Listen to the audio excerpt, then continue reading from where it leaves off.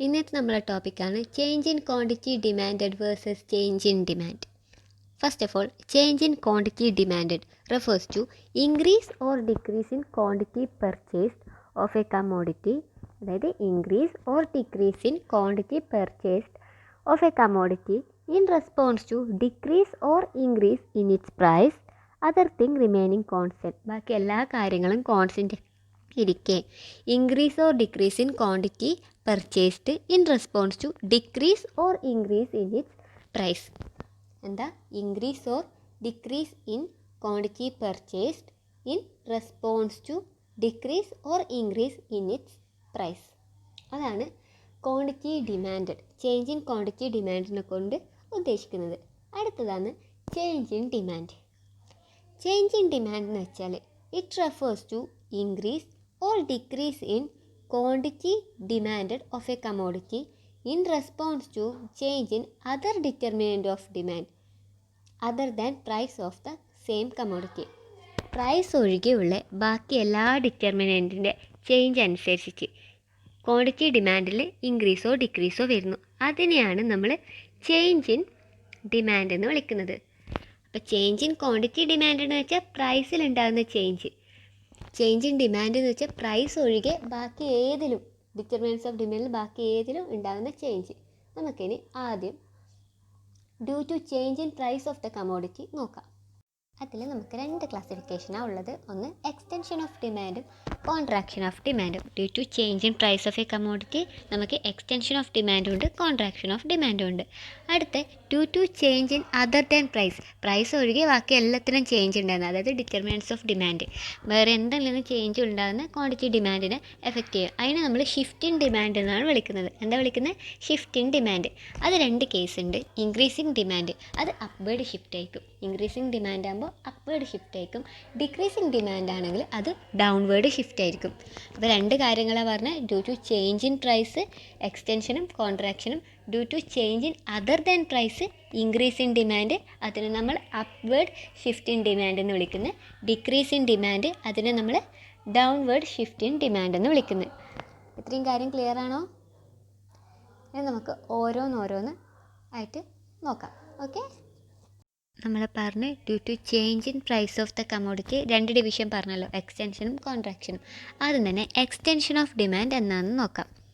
Extension of demand other thing remaining equal, other thing remaining constant when with the fall in price quantity demanded of a commodity rises. Price fall ചെയ്യുമ്പോൾ quantity demand rise ചെയ്യും. Price fall ചെയ്യുമ്പോൾ quantity demand rise ചെയ്യും. അപ്പോൾ ഒരു example എടുക്കുക. Price 12,000, അപ്പോൾ quantity demand 15 യൂണിറ്റാണ്. Price fall ചെയ്ത് 8,000ലേക്ക്, അപ്പോൾ ക്വാണ്ടിറ്റി ഡിമാൻഡ് 20 യൂണിറ്റ്സ് ആയി. അപ്പോൾ എന്താ extension of demand? Fall in price quantity demand of a commodity rises. അതിനെയാണ് നമ്മൾ എക്സ്റ്റൻഷൻ ഓഫ് ഡിമാൻഡ് എന്ന് വിളിക്കുന്നത്. നമുക്ക് ഗ്രാഫിക്കലി നോക്കാം അല്ലേ. ഗ്രാഫിക്കലി എക്സ് ആക്സിസിൽ ക്വാണ്ടിറ്റി ഡിമാൻഡ്, വൈ ആക്സിസിൽ പ്രൈസ്. ആദ്യം തന്നെ പ്രൈസ് 12,000 ആയപ്പോൾ 12,000 ആയപ്പോൾ ക്വാണ്ടിറ്റി എത്രയാണ്? ക്വാണ്ടിറ്റി ഡിമാൻഡ് എത്രയാണ്? 15. അത് നമ്മൾ മാർക്ക് ചെയ്ത് പോയിൻ്റ് E1 എന്ന് മാർക്ക് ചെയ്ത്. അത് കഴിഞ്ഞിട്ട് പ്രൈസ് ഡിക്രീസ് ചെയ്ത് അല്ലേ. പ്രൈസ് 12,000 നിന്ന് 8,000ലേക്ക് കുറഞ്ഞ്. അപ്പോൾ കുറഞ്ഞത് നമ്മൾ കാണിച്ച്. അപ്പോൾ ക്വാണ്ടിറ്റി ഡിമാൻഡ് കൂടിയോ? കൂടി, 20ലേക്ക് കൂടി. അതിന് നമ്മൾ E2 എന്ന് പറഞ്ഞു. ഇതാണ് ഗ്രാഫിക്കലി പറയുന്നത്. അതായത് പ്രൈസ് ഫോളോ ചെയ്തപ്പോൾ ക്വാണ്ടിറ്റി ഡിമാൻഡ് കൂടി. നമുക്ക് പ്രൈസ് ഫോളോ ചെയ്തപ്പോൾ ക്വാണ്ടിറ്റി ഡിമാൻഡ് കൂടി, E1 നിന്ന് E2ലേക്ക് എത്തി. അപ്പോൾ എക്സ്റ്റൻഷൻ ഓഫ് ഡിമാൻഡ് ക്ലിയർ ആണല്ലോ. ഇനി നമുക്ക് കോൺട്രാക്ഷൻ ഓഫ് ഡിമാൻഡ് എന്താണെന്ന് നോക്കാം.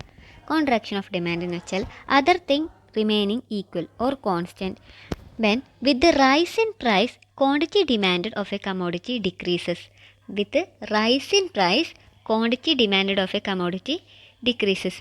പ്രൈസ് ഇൻക്രീസ് ചെയ്താൽ ക്വാണ്ടിറ്റി ഡിമാൻഡ് ഡിക്രീസ് ചെയ്യും.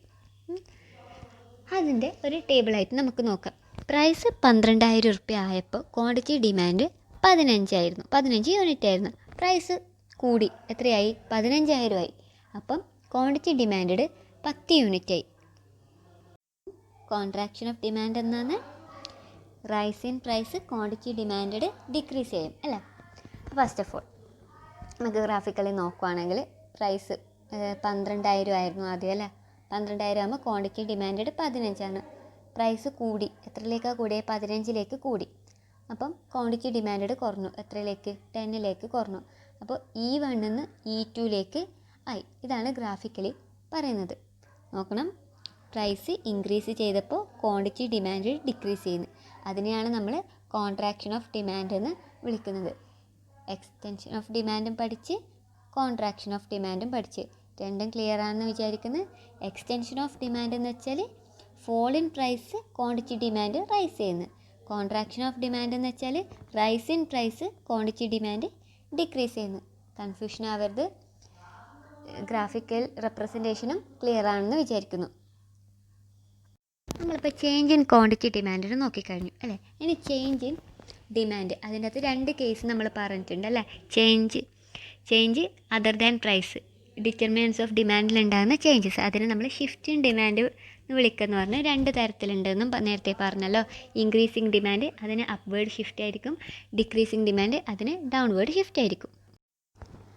അപ്പം shifting demand refers to effect in a demand due to change in factor other than price ഒഴികെയുള്ള ബാക്കി ഏതെങ്കിലും ഫാക്ടേഴ്സിന് ചേഞ്ച് വരുമ്പോൾ ക്വാണ്ടിറ്റി ഡിമാൻഡിൽ ചേഞ്ച് വരുന്നത്. അത് ഏതൊക്കെ ഫാക്ടേഴ്സാണെന്ന് നമുക്ക് നോക്കാം.